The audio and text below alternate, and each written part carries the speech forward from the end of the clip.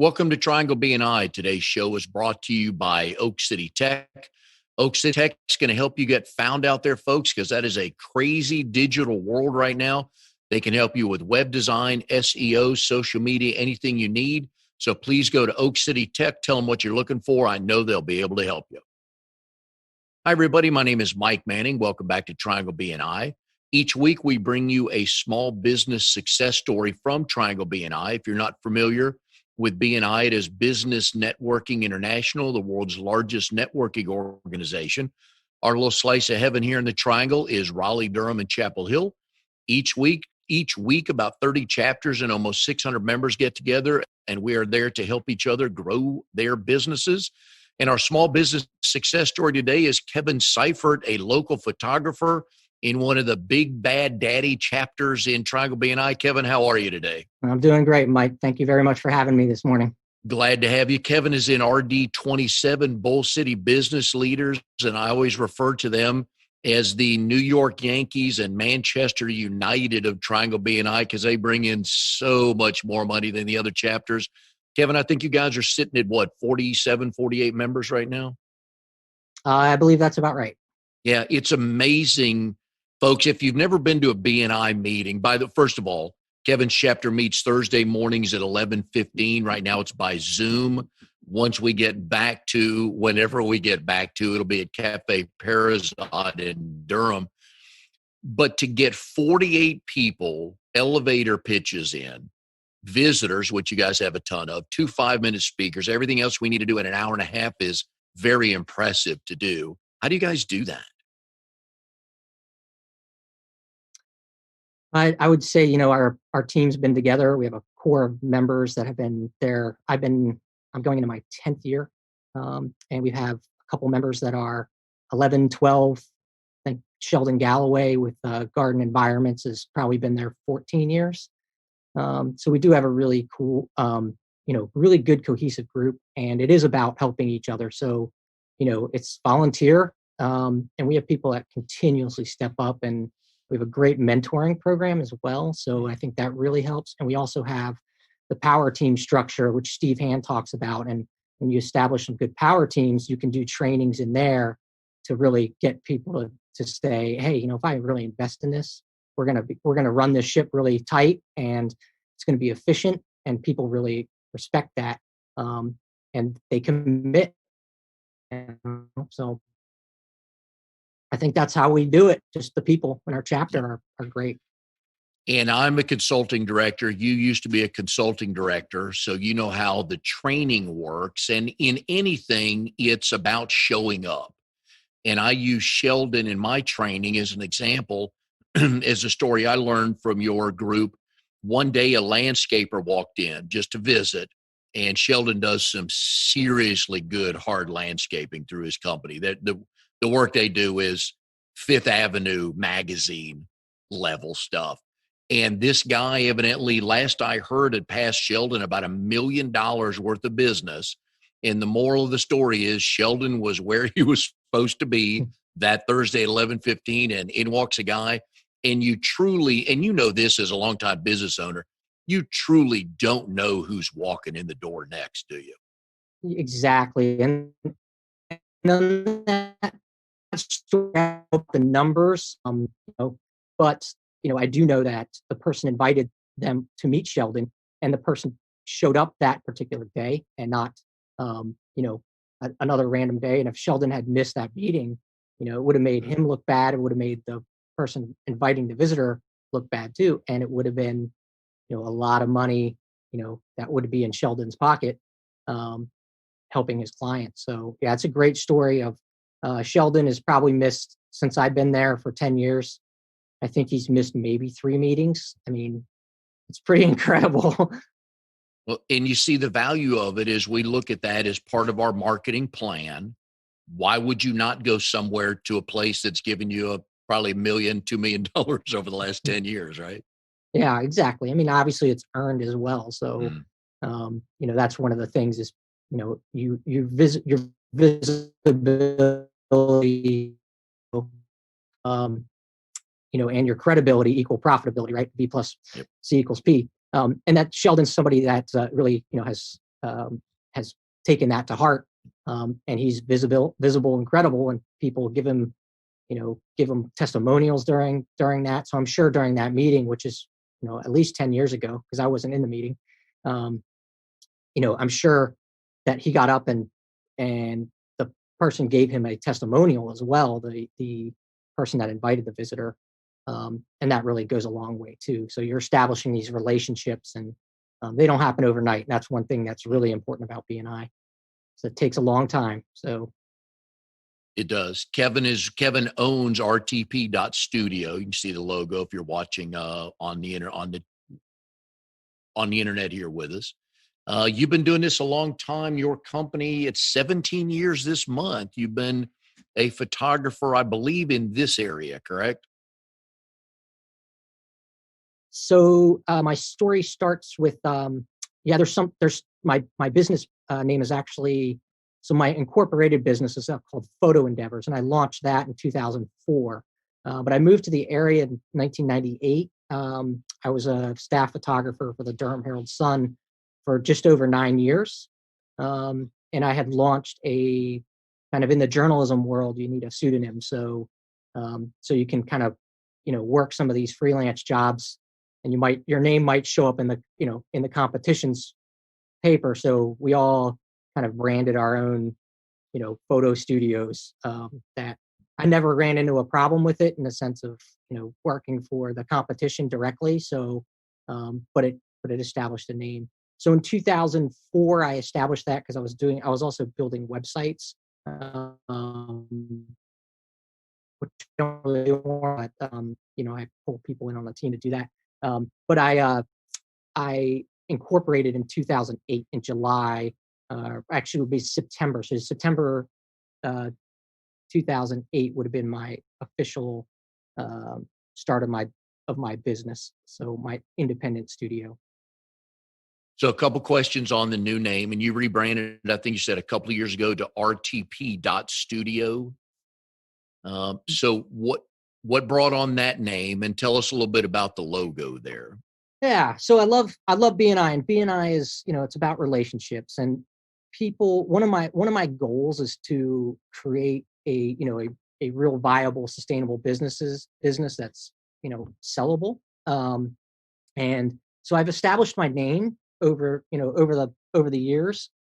And I've always wanted to kind of transition into something a little bigger. So I chose RTP.Studio because that's where I'm located. It's easy to remember. I mean, I can't tell you how many times, Mike, somebody would, ask me my email address, and it was Kevin@KevinSeifertPhotography.com. I'd have to spell the name out. I'd have to, so it's just, and it was impossible for me to type it in. I was like, I'm just getting sick of it. So it's now just Kevin@RTP.Studio. People remember it. I don't even need a business card anymore. So that evolved from just being in the Frontier building, which is so Research Triangle Park is actually an entity of the Research Triangle Foundation. And it's about a 2 square mile property, land property with all these great tech businesses. So I'm very interested in STEM. But that's where most of my business is actually coming from. So I decided in 2017, I pulled the trigger on moving into a studio space in the Frontier building, which is a co-working space downstairs. It's free. Right now during COVID, there's nobody really there, but they do allow people to actually sign up for time. So hopefully, some people might want to take advantage of that because they only have about 1 or 2 people showing up, per day, per week. So, so the idea of I do a lot of, as Mike mentioned, the sports stuff with Manchester United. I'm a big Arsenal fan, and all these universities, they have mascots. So I chose to do a mascot logo. So RTP does stand for Research Triangle Photography or Research Triangle Park Studio, but I decided to do the mascot logo and create this red toucan. The toucan is like one of my favorite birds. It's actually got built-in air conditioning. That's one reason why its beak's so large. It can actually pump blood through its beak on hot days and cool itself off. So I just think it's creative. It's ingenuity. It's a lot of ingenuity. They're also family birds, so they nest and pair for life, for mate for life, which I do a fair amount of weddings as well. So I really felt like it was a good a good avenue for me to run with. But it is RTP.Studio. I've had checks written to me for red toucan photo. And I am a doing business out. So I've registered everything, any name possible that somebody's called me. So yeah, that's kind of the story of that. I really, I really wanted to create a space on, not only on the web that's a little bit more elaborate, but I also pull in a lot of freelancers. And, I don't think freelancers, mind branding me, because they generally like me and like working with my team, you know. But I do think that the people, when I'm working for another studio, I love to, if it's a cool name, if it's got a great, kind of company culture there, I really like to celebrate that and announce it. So when somebody's just saying my name over and over, I don't think they take as much, um, as much commitment to that. It's not the right word, but they can kind of say I'm a part of RTP.Studio. It's much easier than saying, um, I'm with Kevin Seifert Photography today. It just sounds a little bit better. It sounds like they're more part of a team, and I really want to create that. So BNI has also taught me about creating communities, communities within communities. So I'm a big proponent and advocate of education. So especially in photography. So I ran a photography group with another BNI photographer. I don't think he's in BNI anymore, David Williams, and I. And the interesting thing about that, going back to the logo, is right when I was rebranding, David rebranded his company to RTP Photo and Video. So, so when people are looking for us on the web, the location is very key. Those companies were I did mention I do a fair amount of weddings, but when I say a fair amount of weddings, that's way under 20% of my business. So the large majority of my business is corporate work, pharmaceutical, higher education, medical, photography, and anything STEM. I work with a lot of companies that are somehow STEM related, whether it's engineering, as I mentioned, pharmaceutical companies, anything healthcare is, STEM as well. Love civil engineering. These construction companies are wonderful referrals, and they're people actually outside doing things, which is nice for me to take pictures of. So. Yeah. And when we think of photographers, we just think of a picture like, well, we have to get together, families in town, take a picture. But to your point, let me get back to that in just a second. We're here with Kevin Seifert, RTP.Studio. Kevin's a member of RD27, Bull City Business Leaders. They meet Thursday mornings at 11:15 a.m. Today's show is brought to you by Oak City Tech. Folks, you need a good website. Kevin will attest to that, because if it can't be found, it doesn't matter how good your product is. So give the folks at Oak City Tech a call. Go to oakcitytech.com. They'll help you get your website up there so you can start to be found. Kevin, as a photographer, you are a brander and a storyteller with a camera, aren't you? Correct. So I like to refer to what we do as creating visual legacies. So in this business of photography, it's not just about that image that you create. We are artists. The idea is that, you can put this on your wall.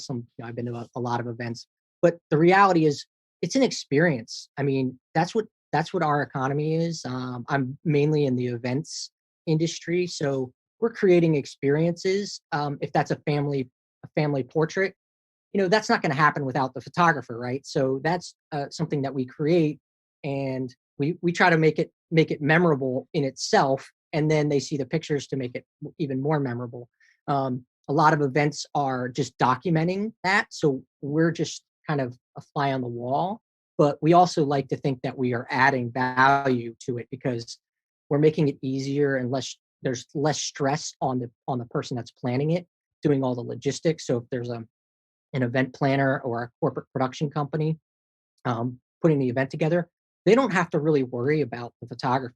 They know it's going to be there, and we can pull in video people as well on our team that know what they're doing. And we have probably about 20 offerings within any type of event, from conventions to summits to roundtable discussions to workshops. I do a lot of keynote speakers, association meetings, those types of things where there's 100 to up to 1,000 people.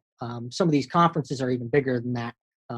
And I do work for other teams as well, so people do hire pull in RTP.Studio to actually do some of the services for them, as either a video company or another I don't want to say competing studio, but it's more of a collaboration studio. We have the competition, we have co-opetition, which are people that refer each other but don't hire each other. And then we have collaboration, which is where I sit. Well, like I mentioned David Williams before. I work for another studio, XM Photo, up in Burlington. Rooster Media is Chris Hildreth's shop out of he's out of Durham. Former director of photography at Duke. So all of us collaborate together and pull each other and help our clients by doing that. And that's something I really took heart, from BNI. BNI does the same thing. They really try to, you try to build your team within BNI. You try to get that event planner in your group.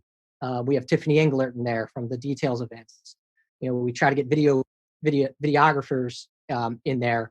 So we have Christy Lowe Productions, who's an Emmy award-winning. She's TV been on the producer. show before, yeah. Yeah, I mean, so you build it.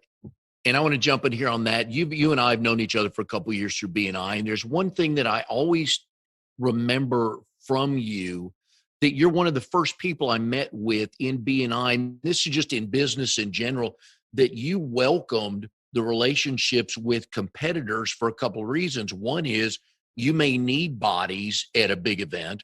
And the second one is you can't shoot every event in the triangle. And I still run across very few people that want to meet their competitors just to say, hey, can't do this. Are you up for a swap or something like that? Yeah. So there's a couple key components to that. So the first one is I need to meet people that are vetted and they're good. So, that it's easy for me to ask for, I can actually look up photographers that I don't know. So that's one thing. Second thing is I want to I want to build photography and what I do up to a different level. We want to make the credibility of the research triangle or the triangle area a hotbed for great photography. So by getting those people that are really good and vetted, we kind of block out the competition. We try to keep people that are kind of undermining the market, I would say, doing that. Or we try to bring those people in and educate them. And that's the best position for me to be in, is if I can find somebody that's, a young, talented photographer, and, help guide them, and they have a successful business, then they're probably not going to be competing for my clients. They're serve their clients better as well. And then when I get an inquiry for that type of client that I'm not really going to serve, I can then refer them to somebody that I know, like, and trust. And I think that's really about it. So I do ask for photographers to people to visit. And I would say they're my referral partners. 50% of my referrals overall, not within BNI, but just overall, come from photographers and videographers. So, and that's just something good to know in business in general, that not every business in the same industry does exactly the same service or product. So that's always stuck in my mind with you since the day we talked about that. And that was probably going on 5 or 6 years ago, but I've always been impressed by that. And I rarely hear that from everybody else. So I know that's helped you build your business. I want to go back to, you had mentioned earlier, you were a photographer and a reporter at the Durham Herald Sun. What was your first photography assignment when you joined the Herald Sun? Sure. So, in an ironic kind of twist of fate later in my life, the first thing I did was there was a check passing, one of these giant check passings. So we call those types of events journalisms. It's like it's not really journalism. It's just going out. But and it was somebody donated, I don't know, it was like $10,000 or something to one of the entities, the charitable entities within the Durham Academy ranks. So they are a very, very big community sponsor. Really well known private school in Durham, draws people from all over the Triangle, but a lot of Duke and UNC, professors and doctors and uh, those types are have sent their there. So that was the first assignment, and it was awesome because I was actually there with another photographer who's one of my greatest mentors is a guy named Joe Weiss. Guy was amazing. So it was kind of funny to be with this photographer that was an incredible storyteller, and we're both there, a two-man show photographing this check passing. It just kind of makes you laugh. But they did have kind of wanted to do get me ingrained. I mean, at the time it was 1998, so I was 24. I had worked for a local newspaper a small newspaper in Indiana for 2 years. So it wasn't like I didn't have the experience, didn't know what I was doing, but they really just wanted to kind of get me in that train. And that was the first day. So that was another thing that I really enjoyed about that was, I'm doing a lot of business, development for my own business and understanding kind of how everything works. But it was really interesting that they did that. They chose, instead of just having some type of orientation, they were just kind of threw me out there, right? Like, they gave me a guide as well, which was kind of cool. But, so, and then that got me through the process so I could actually, go through the system of putting in, what the daily routine would be. So that was my first assignment. I think the lady's name is Kathy McPherson. She was the communications director there. And eventually I ended up doing a little bit of freelance work for them. 4 or 5 photo shoots, 1 or 2 during the time I was still at the Herald. And then, 1 or 2 probably since then. And an interesting thing about that is I actually met, over the years, I have a relationship with the photographer that was doing a lot of the work. So, I knew him, I trusted him, I like him. I didn't want to push into his turf, so to speak. And now I'm actually kind of working with him a little bit on another photographer's team. So this other photographer brought us both in. So it's kind of interesting how that kind of played out. So, the rule of, don't burn any bridges, Yeah. don't, really held fast. And it turns out one of the members of BNI is actually using the same photographer for their stuff. So I also didn't, I told him, hey, this guy's a great photographer. If you're happy with him, don't change. You don't have to use me. It's another big myth of BNI, right? So Yep. if you already have somebody that you're using and like and trust, and they do a good job, you don't have to use the person in your BNI group. But it's nice if this person did throw me some. I have done some work for them, and they've been super happy, and they give me testimonials. So the other people in the group don't know, that for the thing that he hires this person for, I'm not the photographer that does that. So Now, kind of a nice your world these days is all digital now. Was that first photo shoot a film shoot? Yes. Yes. And So how did you get the picture back to the paper in the olden days, let's call it? Yeah. So I date back far enough to do some drum scanning, which is where you make a print and then you put it on this drum, and it basically is like a scanner that scans a picture in.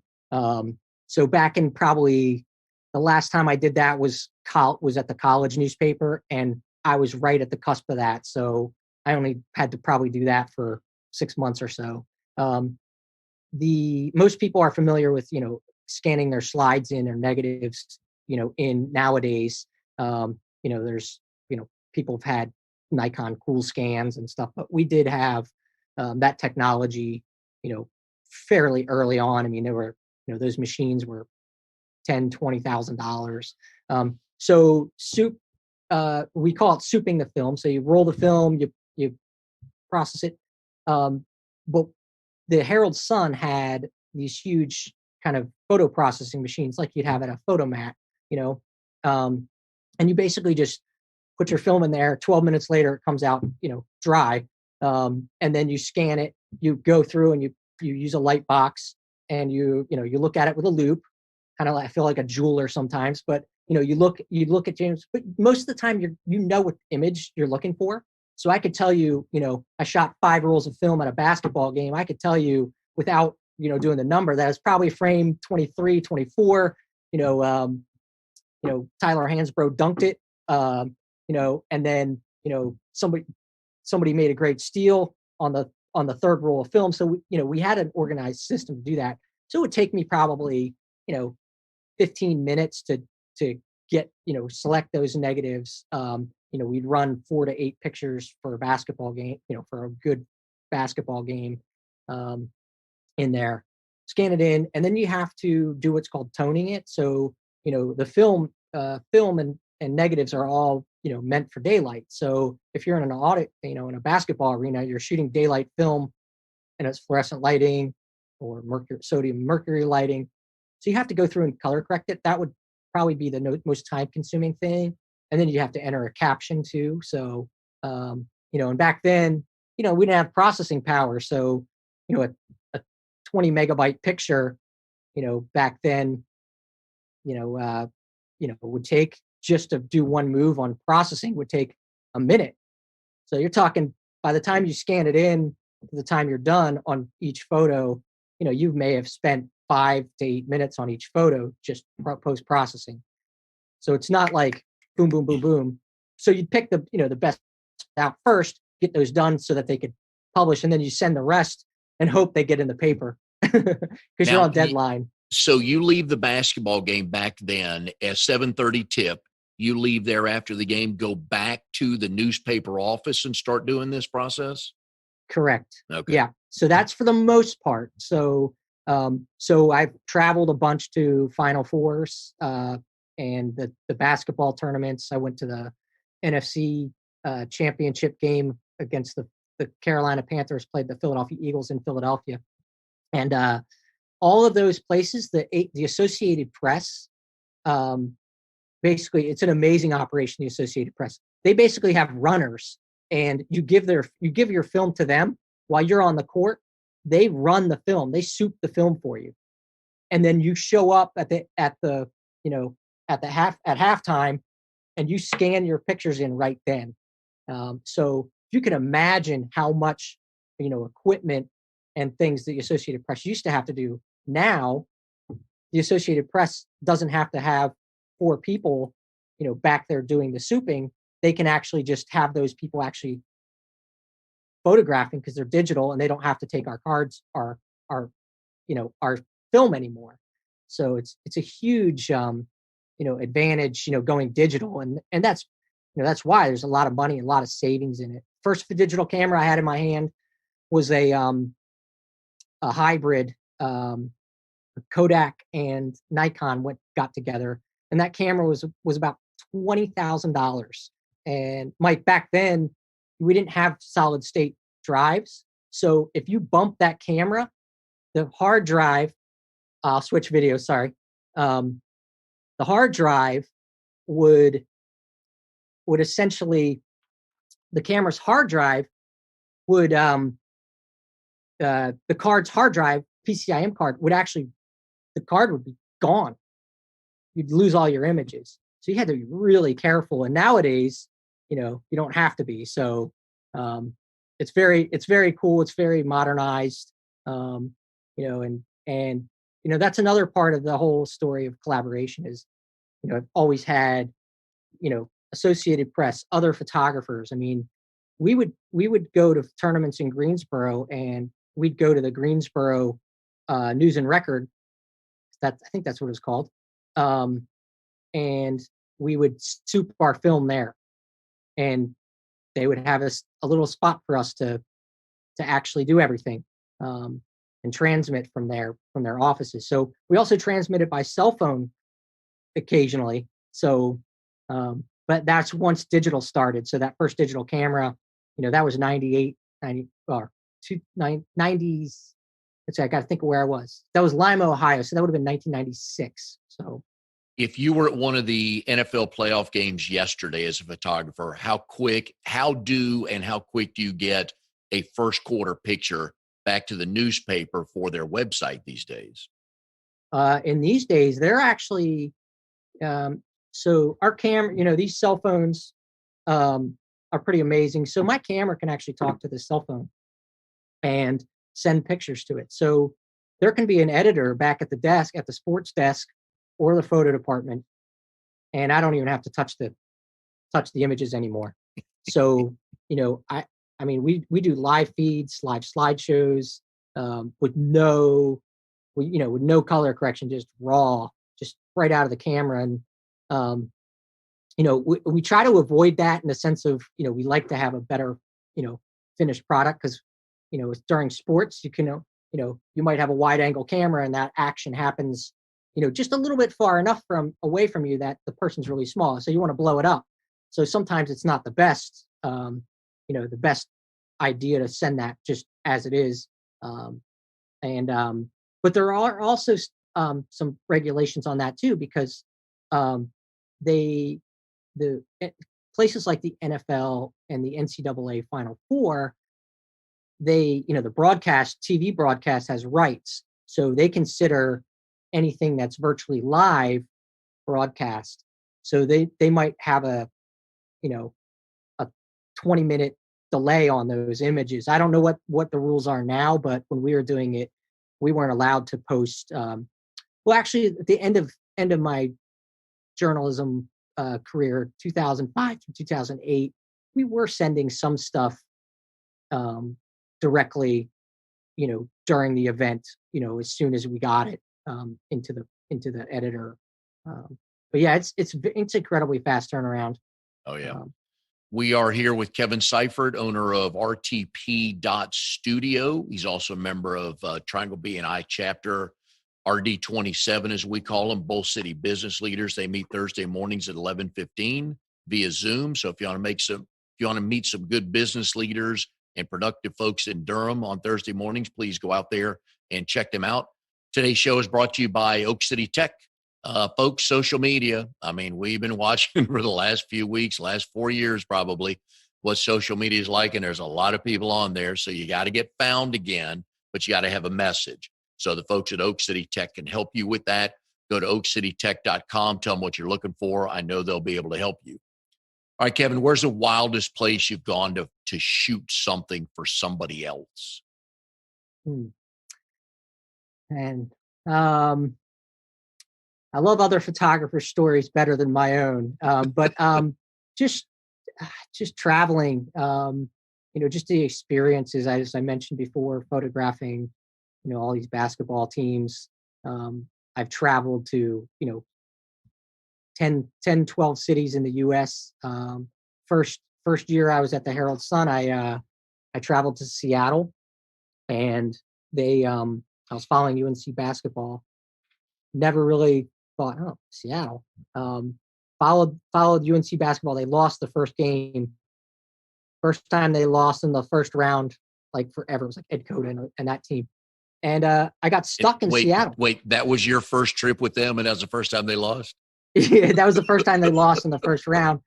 So, and that was an amazing experience, because what happened was it was something like $1,500 to fly me back from Seattle.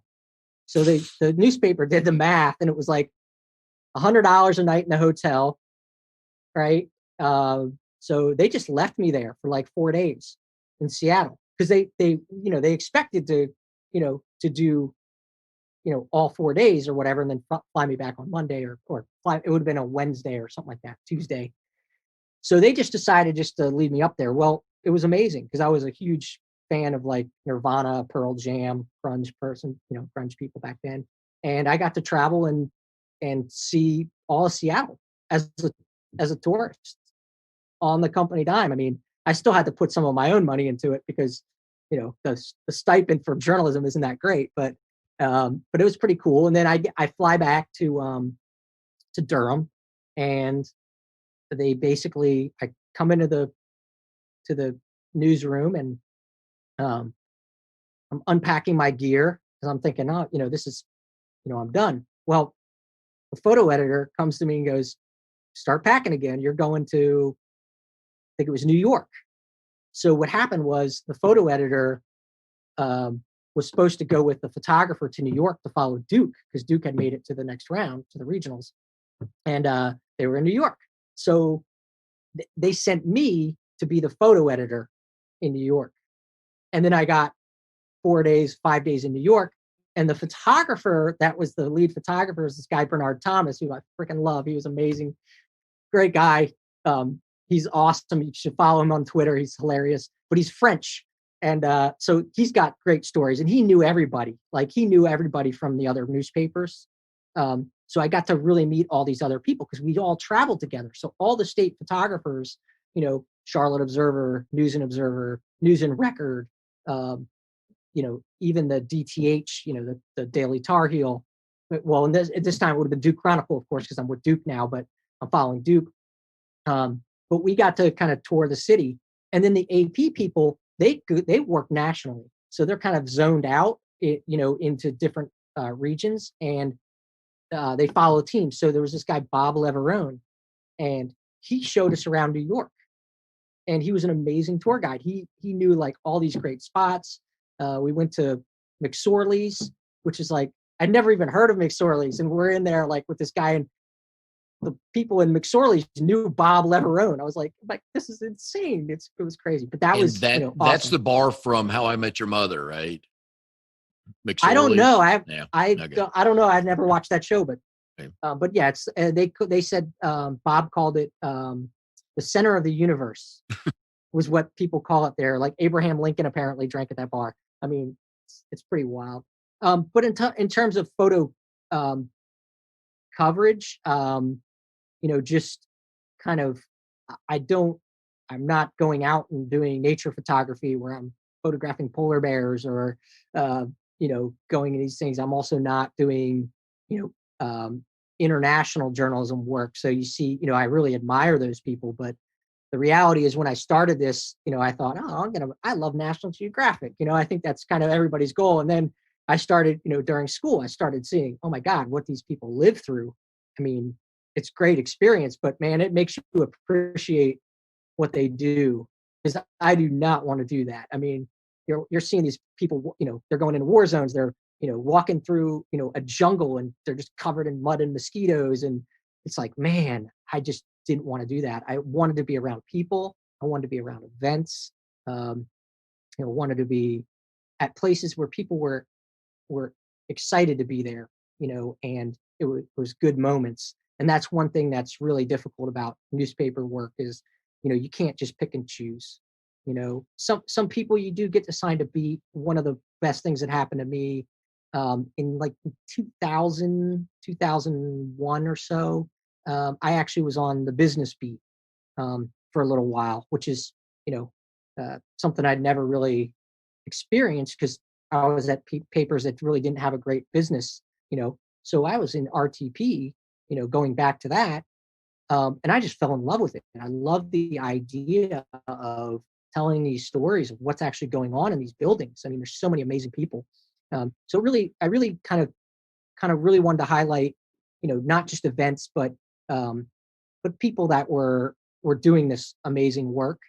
And, and I think that's what's kept me kind of in the game so long and so passionate about, photography, because it is, you are able to, connect people, on an intimate level without ever actually being in physical, with them being in contact with those people. So you think about, leaders, like people feel like they know, Barack Obama is a great example. I have the, the book, the Barack Obama book, by Pete Souza. and you look through that and you feel like you know him, and that's what my job is, to leave that visual legacy for it. Um, so yeah, but I Or definitely so, had yeah. had some great adventures. Yeah. So a lot of the adventures are smaller stories, just meeting somebody, going in. Bet one of my favorite people that I ever met was Ann Atwater. She was the black lady in Durham that befriended the CP Ellis, who was a Klansman, and they became lifelong friends. And I got to meet Anne and listen to her story, and help tell that story to people. Um, and that is incredible. I was in this lady's house. I mean, humble existence, and but she's one of the most iconic people in Durham history. Um, and just get to meet all these people, and then I meet people that are, I've been out, you know, in the sticks, and somebody, I met this kid that was a bull rider. He was like, I don't know, 8 years old or something like that. And then like 20 years later, his mom came up to me at an event and was like, "Hey, do you remember like she recognized me, and she remember this?" And I'm like, "Oh yeah, I love that." I actually had the picture on my phone. It was in my portfolio um in a Dropbox at that time. And he calls this this handsome young adult over, and it was him. And I'm like, "Oh my god, that's him."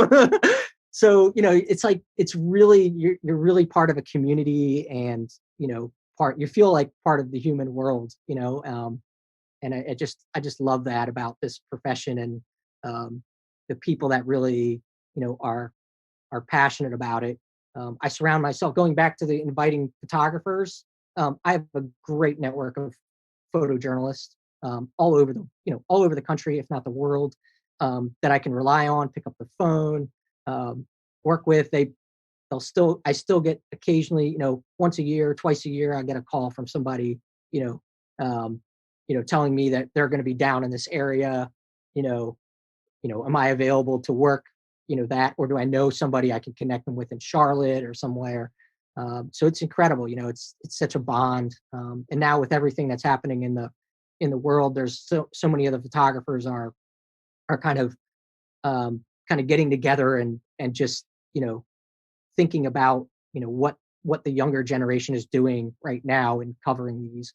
And some of it's not the younger generation. I mean, these are lifelong photographers that have been covering politics and war, and um, just all these different things going on. And I hope to be able to take that same passion and approach and tell the everyday story. But we just can't not think about those guys, those ladies and gentlemen that are out there, you know, in the thick of it, at times, just, you know, um, really, it's a pretty amazing profession. Access is key. The camera does give you some access, but it's really about training and personality, and getting, being trustworthy. I think is incredible, is an incredible um, notion and powerful tool for journalism.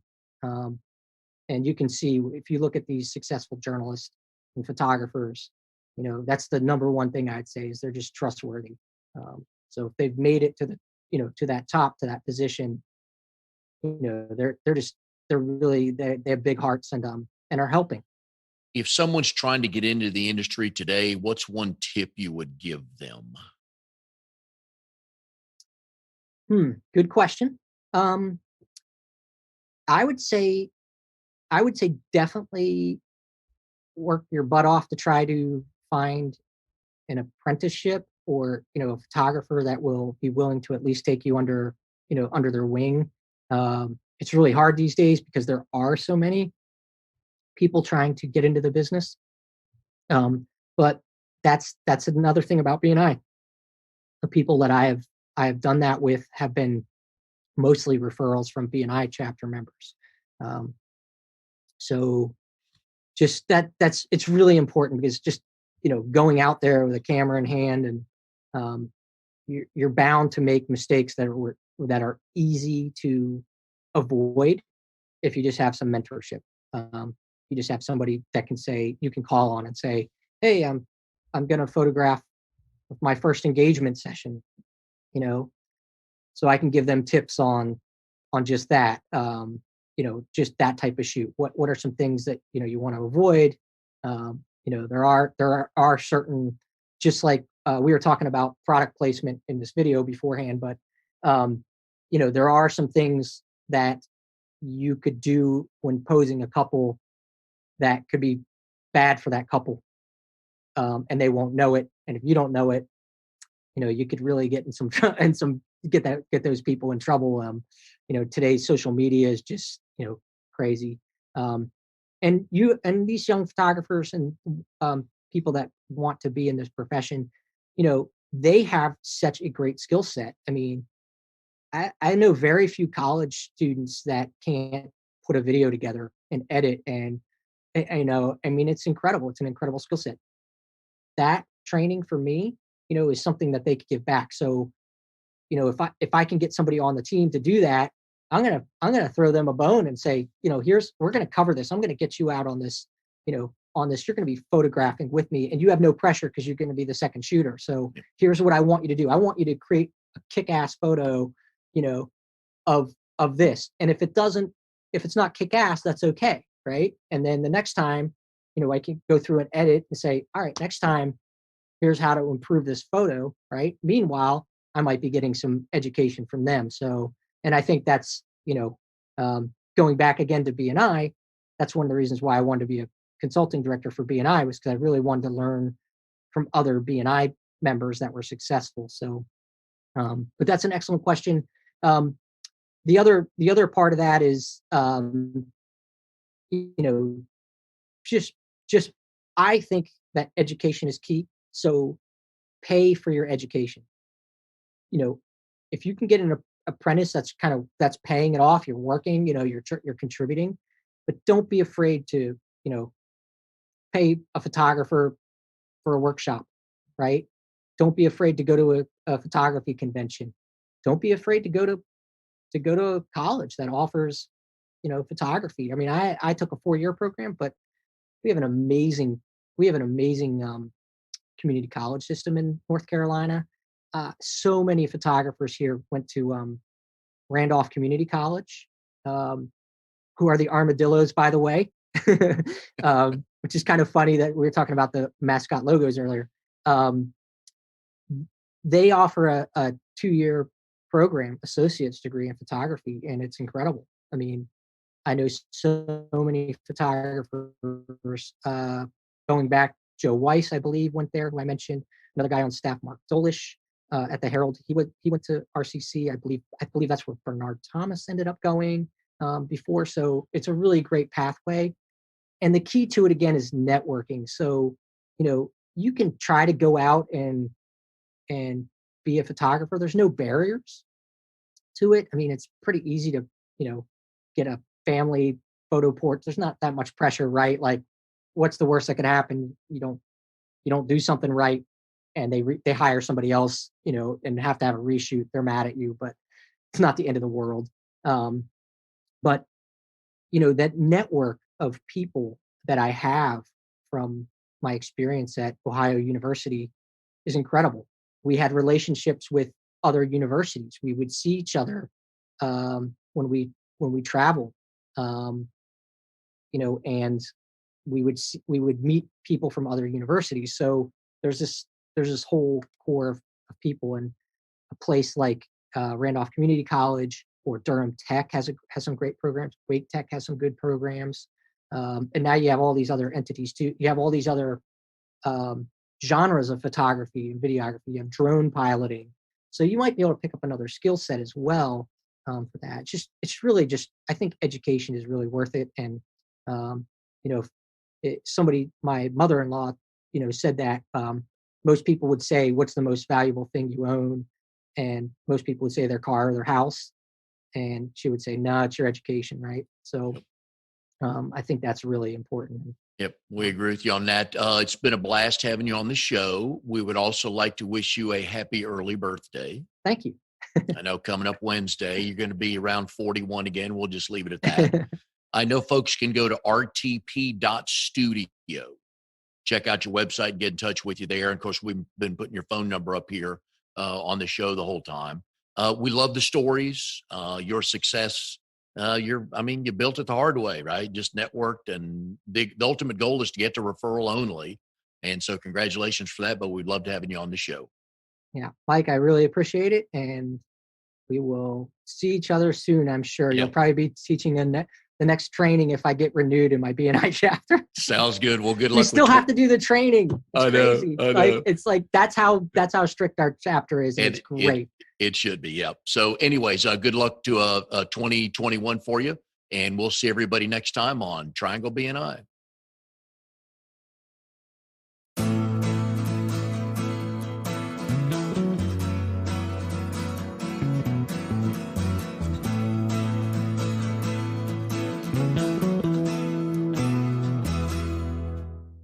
You are tuned to the Nissan Communications Network. If you tuned in too late, you can always watch each program in its entirety or download an MP3 audio file of it in the archives section at nissancommunications.com. Don't forget to subscribe to our YouTube channel, follow us on Twitter, and like us on Facebook. Sponsored by Telestream's Wirecast software, StreamingGear.com, Carolina Apparel, and DeltaForce.net.